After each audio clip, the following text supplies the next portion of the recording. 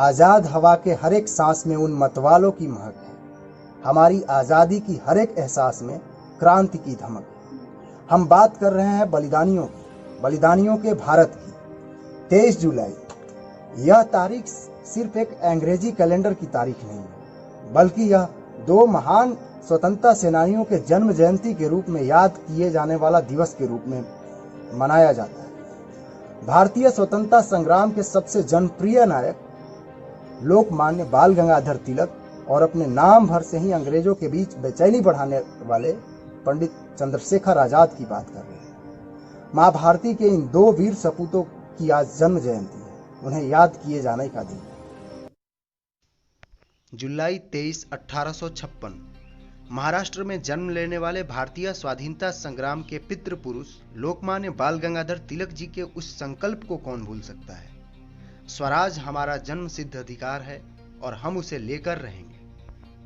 इस दृढ़ संकल्प ने ही युवाओं में क्रांति की ज्वाला भर दी, उन्हें आंदोलित करके रख दिया। स्वराज के सपने को पूरा करने के लिए कितने ही क्रांतिकारियों ने अपना सर्वस्व समर्पण किया, बलिदान दिया। भारतीय स्वतंत्रता के रथ को क्रांति के पथ से नेतृत्व करने वाले वीर बलिदानी पंडित चंद्रशेखर आजाद का जन्म मध्य प्रदेश के भाभरा में आज ही के दिन 23 जुलाई 1906 ईस्वी को हुआ था। पंडित जी को जब 15 वर्ष की उम्र में ही जज के सामने पेश होना पड़ा तो उनके एक बयान ने ही उन्हें नया नाम दे दिया। उन्होंने जज के सामने कहा, मेरा नाम आजाद है, मेरे पिता का नाम स्वाधीनता और मेरा घर जेल है। इस तरह से अगर देखा जाए तो इन दोनों ही महापुरुषों ने समाज को वैचारिक दृष्टि से जागरूक किया। बाल गंगाधर तिलक जी भारतीय स्वतंत्रता संग्राम के अग्रिम पंक्ति के जननेता थे। वे एक भारतीय राष्ट्रवादी, सांस्कृतिक नेता, शिक्षक, दार्शनिक एवं समाज सुधारक भी थे। भारतीय जनता में लोकप्रिय होने के कारण ही उन्हें लोकमान्य कहा गया। वैसे तो तिलक जी के सभी विचार हम सभी के लिए प्रेरक रहे हैं, लेकिन उनके वे विचार जो आज हम सभी के लिए मार्गदर्शी हो सकते हैं वे यह है कि महान उपलब्धियां कभी भी आसानी से प्राप्त नहीं होती है और जो आसानी से प्राप्त हो जाए वह उपलब्धियां महान नहीं होती हैं। तिलक जी ने एक बार यह भी कहा था कि आपका लक्ष्य किसी जादू से पूरा नहीं होगा, बल्कि आपको स्वयं उसे पूरा करना होगा। कमजोर ना बने, शक्तिशाली बने और यह विश्वास रखें कि ईश्वर हमेशा आपके साथ है। लोकमान्य तिलक जी ने अंग्रेजों के खिलाफ समाचार पत्र को प्रमुख हथियार के तौर पर इस्तेमाल किया। उन्होंने दो लोकप्रिय समाचार पत्र शुरू किए।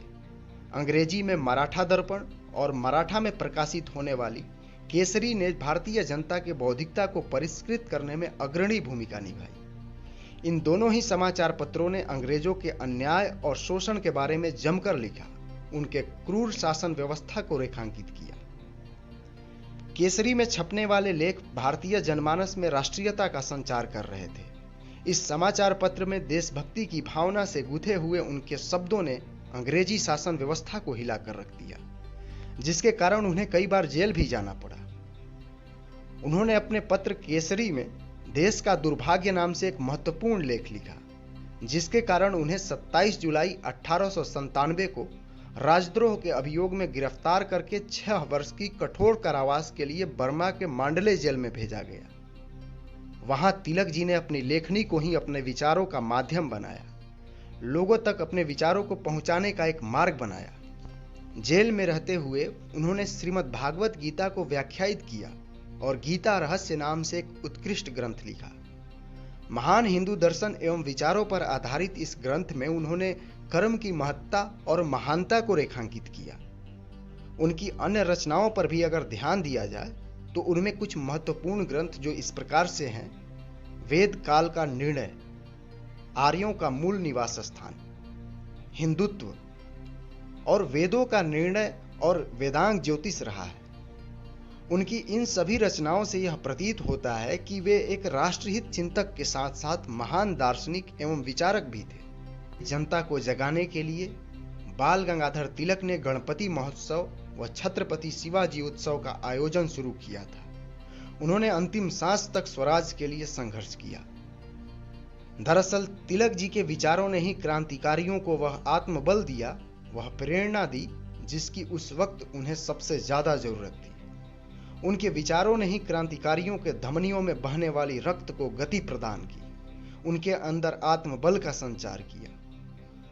उनके विचारों ने चंद्रशेखर आजाद, भगत सिंह, सुखदेव और राजगुरु जैसे क्रांतिकारियों के लिए एक वैचारिक आधार तैयार किया ताकि स्वतंत्रता का मार्ग प्रशस्त किया जा सके। तिलक जी का स्पष्ट मानना था, हमें स्वराज चाहिए, भले ही इसका रास्ता जो कुछ भी हो, क्योंकि यह हमारा जन्मसिद्ध अधिकार है। अपने बलिदानियों के बदौलत हमने आजादी पा ली है, लेकिन उनके स्वराज का स्वप्न अधूरा है। आज हम भले ही आजाद वतन के वासी हैं, लेकिन अब भी विदेशी ताकतों ने हमें आर्थिक रूप से अपंग बनाने का भरपूर प्रयास किया है। यह एक प्रकार से ठीक वैसे ही है जैसे कोई राष्ट्र आर्थिक गुलामी में जी रहा है। भारत की आर्थिक उन्नति में ही हम सभी नागरिकों की आर्थिक स्वतंत्रता सम्मिलित है। हमारे पूर्वजों के स्वराज के विचार में जिस स्वदेशी का संकल्प रहा है, उसे अब हम सभी को पूरे करने का वक्त है। शिवाजी महाराज और बाल गंगाधर तिलक जी के स्वराज की मंजिल तक पहुंचने के लिए सभी भारतवासियों को स्वदेशी के रथ का सारथी स्वयं बनना होगा। सिर्फ आत्मनिर्भर भारत ही शिवाजी राजे और तिलक के स्वराज के संकल्प को पूरा कर सकता है। इस संकल्प से सिद्धि तक के सफर के लिए सभी भारतवासी अपने दायित्वों का निर्वहन करें, लोकल के लिए वोकल बने, स्वदेशी का प्रचार प्रसार करें, चाहे वह स्वदेशी विचार हो, चाहे वह स्वदेशी उत्पाद हो, उसके प्रचारक प्रसारक बने। भविष्य के लिए, भविष्य के भारत के लिए यह बेहद ही जरूरी है। यही हमारे पूर्वजों के प्रति सच्ची श्रद्धांजलि होगी।